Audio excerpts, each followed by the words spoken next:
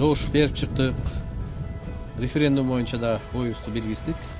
Ушул мамлекетибизде парламенттик башкаруу бойдон калсын деген ниетти билгизип, парламент башкарууга добушумду бердим. Анткени мамлекетте тең салмактуулук болгондо гана коррупцияны биз жеңебиз.